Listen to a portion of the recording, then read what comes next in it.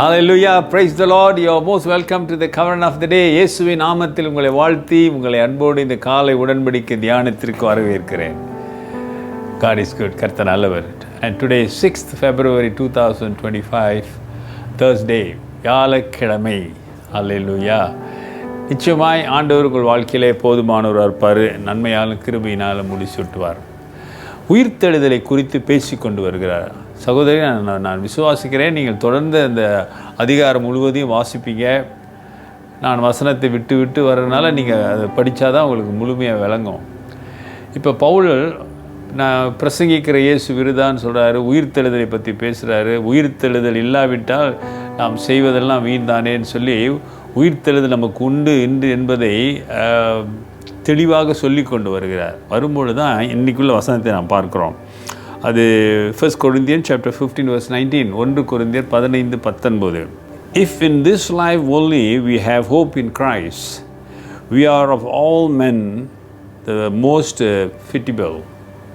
இம்மைக்காக மாத்திரம் நாம் கிறிஸ்துவின் மேல் நம்பிக்கை உள்ளவர்களாக இருந்தால் எல்லா மனுஷரை பார்க்கிலும் பரிதபிக்கப்படத்தக்கவர்களாக இருப்போம்.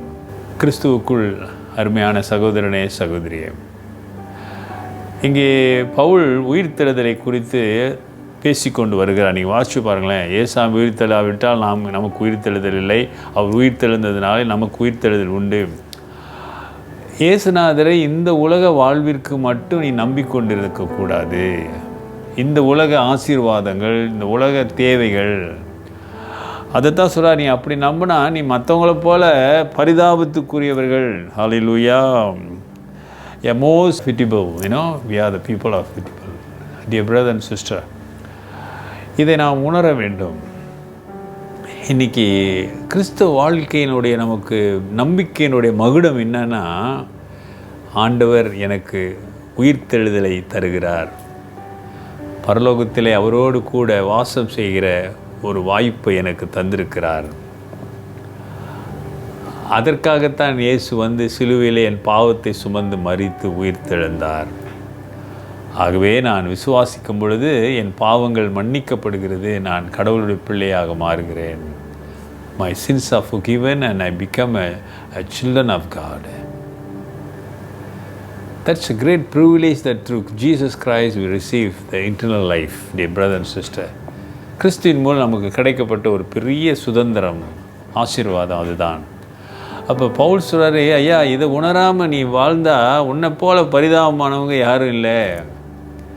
கிறிஸ்து விசுவாசம் வந்து ஒரு பக்கத்தை மட்டும் பார்த்து கொண்டு இருக்காதீங்க. மறுமையிலும் ஒரு வாழ்க்கை உண்டு. ஹல்லேலூயா. ஆமாம் தானே? இறந்த பிறகு அல்லது இயேசு வருகையின் போது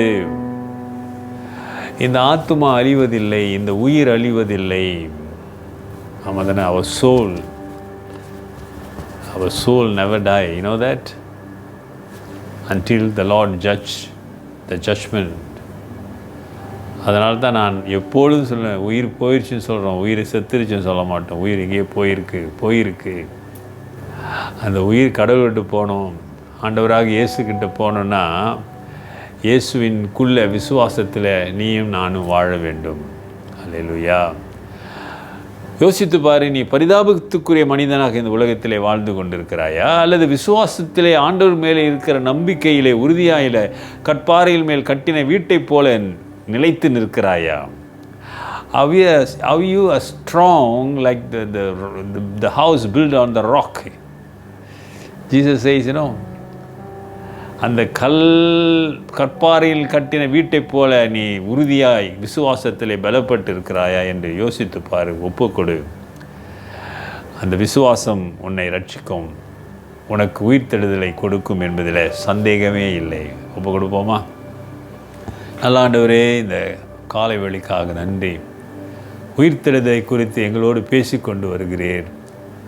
ஆண்டவரே, எங்கள் விசுவாசத்தை பலப்படுத்துங்க. எங்கள் விசுவாசத்தின் மகுடம் உயிர்த்தெழுதல் என்பதை உணர்ந்து உமக்கு பிரியமான பிள்ளைகளாக நாங்கள் வாழ ஆசீர்வதிங்க. ஒப்பு கொடுக்கிற பிள்ளைகள் மீது உங்கள் வல்லமை கடந்து செல்லட்டும். இயேசுவின் நாமத்தில் பிதாவே, ஆமேன். நமது ஆண்டவராக இயேசுவினுடைய கிருபை, பிதாவின் அன்பு, பரிசுத்த ஆவியின் ஐக்கியம் உங்களோடு உங்களை ஆசீர்வதித்து காப்பதாக. என் ஆத்துமாவே கர்த்தரை ஸ்தோத்திரி, என் முழு உள்ளமே அவர் பரிசுத்த நாமத்தை ஸ்தோத்திரி.